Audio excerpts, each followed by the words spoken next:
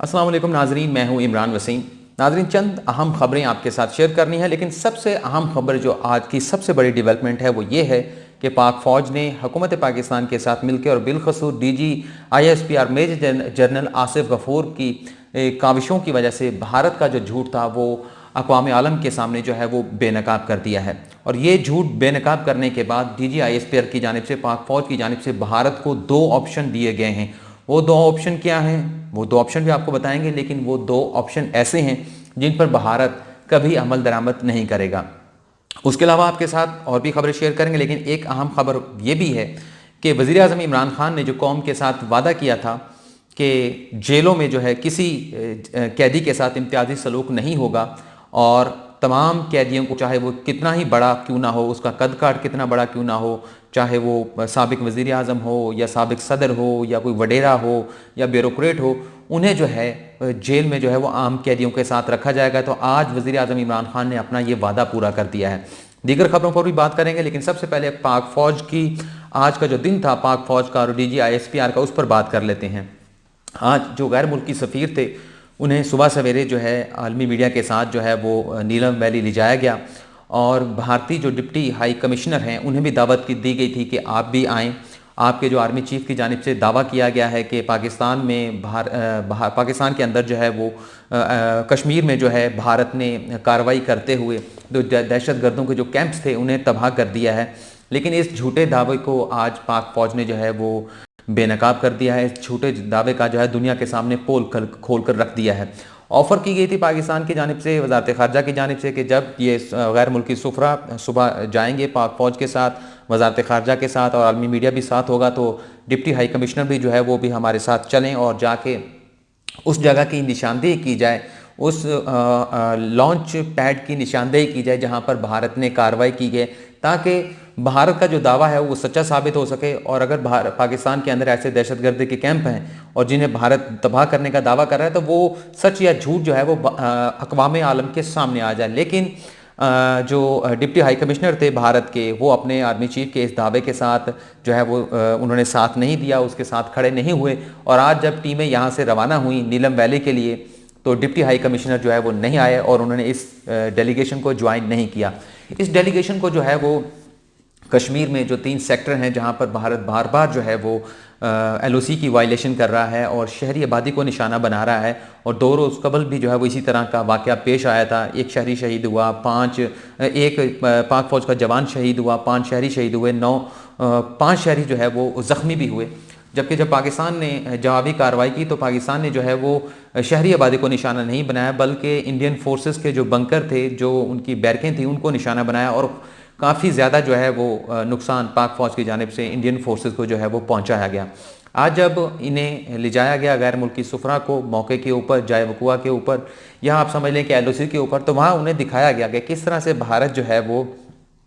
शहरी आबादी को निशाना बना रहा है। जो कारोबारी मराकज़ हैं LOC के साथ, उन्हें निशाना बनाया जा रहा है। लोगों के साथ उनकी बातचीत कराई गई और जो भारतीय शेलिंग से, फायरिंग से जो मुतासरा मकानात थे वो भी दिखाए गए। उनके प्लस्तर उखड़े हुए थे, उनके दरवाजे जो थे, जो खिड़कियां थीं, वो टूटी फूटी हुई थी, क्योंकि जो भारतीय जब शेलिंग करते हैं तो उससे वो जो प्लस्तर होता है दीवारों का वो भी उखड़ जाता है।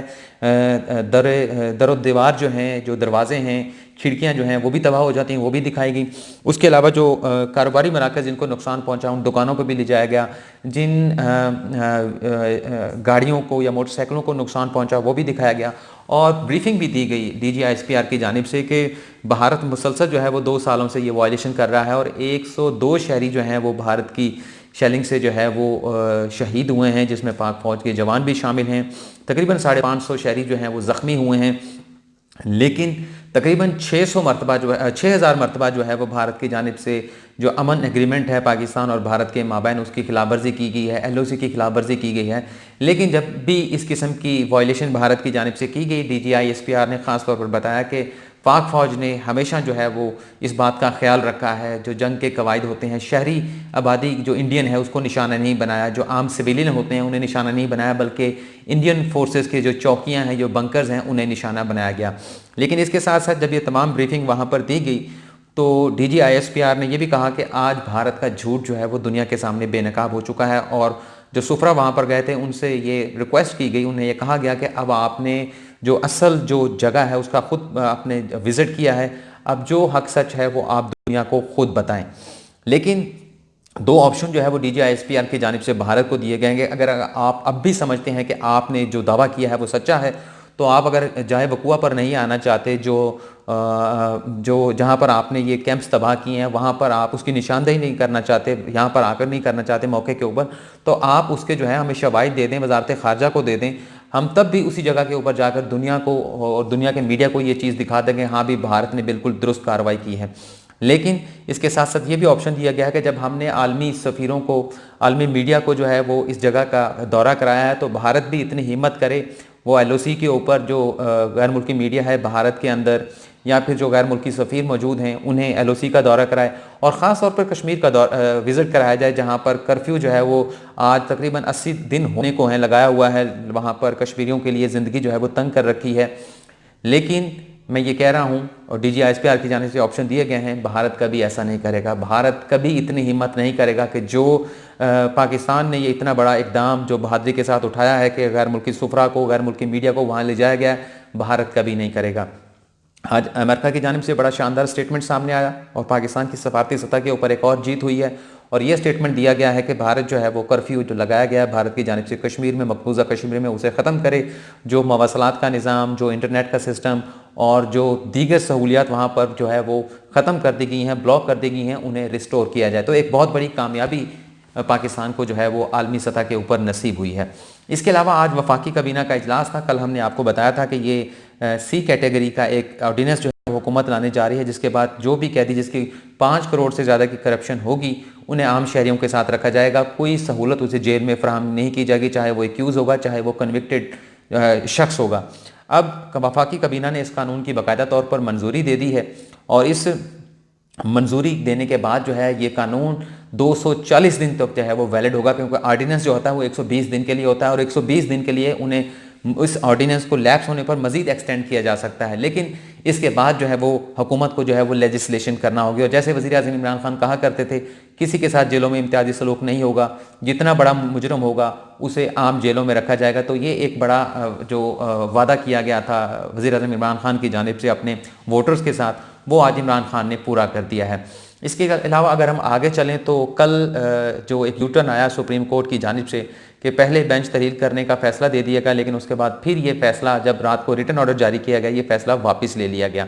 लेकिन इस फैसले के वापस लेने के बाद जो है आज नया जो पुराना बेंच था उसकी तश्कील का जो रोस्टर था, जो प्रोग्राम था, वो जारी कर दिया गया है। लेकिन अब इस केस की समाअत जो है वो 28 अक्टूबर को होना लग नहीं रहा कि 28 अक्टूबर को भी इस केस की समाअत होगी, चूँकि अब जस्टिस काजी फाइज ईसा के वकला की जानिब से एक मुतफरिक दरख्वास्त जो है वो सुप्रीम कोर्ट ऑफ पाकिस्तान में दायर की गई है, जिसमें यह कहा गया है कि वकला जो बरादरी है, जो सुप्रीम कोर्ट के वकला हैं, उनका इलेक्शन होना है 31 अक्टूबर को,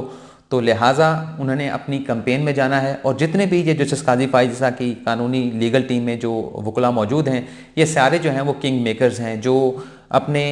सुप्रीम कोर्ट बार एसोसिएशन के अंदर जो है वो अपने उम्मीदवारों को नामजद करते हैं और फिर उनकी कैंपेन करते हैं। और इसमें जो सरकर्दा जो रहनुमा है उनका ताल्लुक आसमा जहांगीर ग्रुप से भी है और हामिद खान ग्रुप से भी है, लेकिन ये सारे इकट्ठे होकर जस्टिस काजी फाइज ईसा का मुकदमा जो है वो सुप्रीम कोर्ट में लड़ रहे हैं। लेकिन अब इनकी जानिब से एक इल्तमा की दरख्वास्त दे दी गई है कि चूंकि इलेक्शन आ रहा है सुप्रीम कोर्ट बार एसोसिएशन का, तो लिहाजा 28 अक्टूबर को इस केस की समाअत मुमकिन नहीं है। 31 अक्टूबर के बाद जो है वो इस केस को लगाया जाए। लग ये रहा है कि शायद सुप्रीम कोर्ट जो है वो यहाँ पर उसे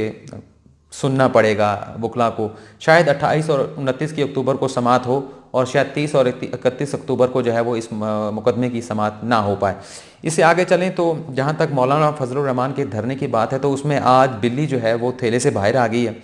और मौलाना फजलुर रहमान के जो भाई हैं और सीनियर रहनुमा जो हैं जमीयत उलमा इस्लाम के, सेनेटर अताउर रहमान, उनकी जानिब से ये स्टेटमेंट सामने आया है कि अगर हमें हमारा रास्ता रोका गया, हमारी गिरफ्तारी अमल में लाई गई, तो जहाँ पर भी हम मौजूद होंगे वहाँ पर हम धरना दे देंगे और मुल्क का जो पूरा निज़ाम है मवासलात का उसे चोक कर दिया जाएगा। और पूरे मुल्क को जो है वो जहाँ जहाँ पर हमारी रैलियाँ मौजूद होंगी, हमारा एहतजाज मौजूद होगा, हमारे कारकुनान मौजूद होंगे, वो वहाँ पर सड़कों को जो है वो बंद कर देंगे, वहाँ पर धरना दे देंगे और पूरे मुल्क का निज़ाम जो है वो रोक दिया जाएगा। इसी तरह से कल रहबर कमेटी का भी इजलास हुआ था, उनकी जानिब से ये कहा गया कि हुकूमत के साथ मुज़ाकरात नहीं हो सकते, साफ इनकार कर दिया गया। लेकिन एक विंडो जो है वो रखी गई, जो कि इतनी तंग रखी गई कि अगर हमें जो है वो इस्लामाबाद आने की इजाज़त दी जाए तो हुकूमत के साथ मुज़ाकरात हो सकते हैं, लेकिन इस बात की गारंटी कौन देगा कि अगर हुकूमत उन्हें सियासी इज्तिमा करने के लिए, सियासी जलसा करने के लिए इस्लामाबाद आने की इजाज़त देती है, तो इस बात की क्या गारंटी है कि यहाँ पर आने के बाद जो है वो जो इस्लामाबाद या मुल्क के मुख्तलिफ़ शहरों के अंदर जो पाक फ़ौज की खिदमत की वजह से एक अमन कायम हुआ है उससे जो है वो मुतासर नहीं किया जाएगा, उसमें खलल पैदा नहीं होगा, कोई इंतशार या खलफशार नहीं होगा। और इसके साथ इस बात की क्या गारंटी है कि हुकूमत ने जो है वो जहाँ अंसारुल इस्लाम के ऊपर पाबंदी लगा दी है, तो जब ये इज्मा आएगा तो इसके साथ जो है वो अंसारुल इस्लाम के जो लोग हैं वो सिविल कपड़ों में जो है वो इस एहतजाज में शामिल नहीं हो पाएंगे। इस बात की गारंटी कौन देगा? इस बात की कोई गारंटी नहीं है। जहाँ तक भारत के फ़ौज झूठ की बात है, तो मैं बीच में एक बात रह गई, वो बात यह है कि भारत ने पुलवामा का भी झूठ जो कहा राग अपनाया, वहाँ पर भी उसे शिकस्त का सामना करना पड़ा। फिर उसके बाद उन्होंने बालाकोट का ड्रामा रचाया, वहाँ पर भी उन्होंने कहा जी कि हमने कैंप्स तबाह किए हैं दहशतगर्दों के। लेकिन जब वज़ीर आज़म इमरान खान अक़वाम मुत्तहिदा के इजलास में गए तो वहाँ पर जाकर इमरान खान ने वाज़ेह तौर पर कहा कि जो बालाकोट में हमला किया गया था, पुलवामा का भी ड्रामा था, और जो बालाकोट में हमला किया गया वहाँ पर हमारे एक कौवा जो है वो बेचारा जानते हाथ धो बैठा, या फिर हमारे जो कुछ दरख्त थे जो हमने अपने बिलियन ट्री सुनामी के प्रोग्राम के तहत लगाए थे, उन्हें जो है वो नुकसान पहुंचा है और हमें इस बात का बहुत दुख है। और जब जवाब भारत की जानिब से आया तो उनकी जानिब से इस बात का बिल्कुल जवाब नहीं दिया गया कि हमने वहाँ पर दहशतगर्दों के कैंप्स के ऊपर हमला करना था। लेकिन भारत का झूठ जो है वो बड़ी डटाई के साथ झूठ बोलता है। आप देखें कि जब अभिनंदन को यहाँ पर गिरफ्तार किया गया और जब किस्मत में थप्पड़ रखे हों तो जहाज़ के ऊपर आकर भी आपको वो थप्पड़ खाना पड़ते हैं। जब यहाँ पर उसका जहाज़ निशाना बनाया गया, तबाह हुआ, और फिर उसके बाद उसने जहाज़ से छलांग लगाई और लोगों ने उसको पकड़ा, तो ववेला किया गया इंडियन मीडिया की जानिब से, भारतीय फोर्सेस की जानिब से, कि हमने पाकिस्तान का F-16 जो है वो गिरा दिया है। और इस बात का, इस झूठ का फिर जो है वो नतारा जो किया था वो फिर अमेरिका की जानिब से किया गया था कि कोई F-16, क्योंकि अमेरिका बनाता है F-16, उनकी जानिब से कहा गया कि हमारा कोई F-16 जो है वो जो कि पाकिस्तान के पास था नहीं गिराया गया, और इस किस्म की तमाम खबरें जो हैं वो झूठी हैं। तो अमेरिका ने जो है उनका झूठ जो है वो दुनिया के सामने बेनकाब किया। अब कांग्रेस की जानिब से बाकायदा तौर पर कह दिया गया है कि आखिर वजह क्या है कि जब भी इलेक्शन का माहौल इंडिया में पैदा होता है तो यहाँ पर सर्जिकल स्ट्राइक्स की बात कर ली जाती है, या पाकिस्तान में कश्मीर में LOC की वायलेशन करके वहाँ पर दहशतगर्दों के कैंप्स तबाह करने की बात की जाती है। आखिर हमें अपनी